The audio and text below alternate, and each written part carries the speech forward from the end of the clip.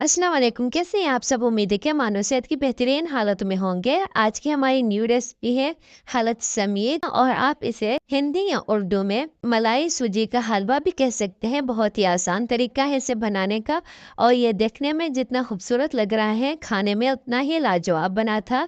तो आइए फिर रेसिपी की स्टार्ट करते हैं। पहले हम लेंगे 1 कप चीनी।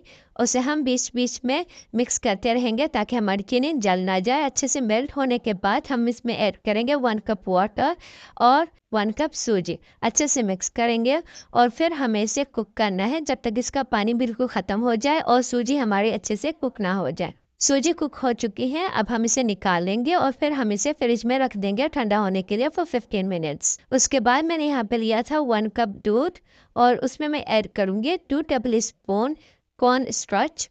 उसे मिक्स करेंगे जल्दी से ताकि इसमें कोई भी दाने ना हो। फिर हम इसमें ऐड करेंगे खिस्ता क्रीम 1 कप।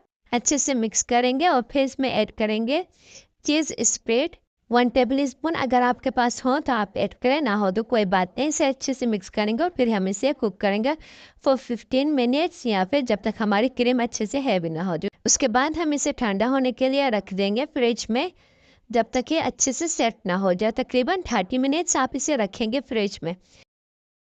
फिर हम गार्निशिंग के लिए कैरामल सॉस का इस्तेमाल करेंगे, या फिर आप चॉकलेट का इस्तेमाल भी कर सकते हैं, लेकिन कैरामल के साथ इसका टेस्ट बहुत ही अच्छा आता है।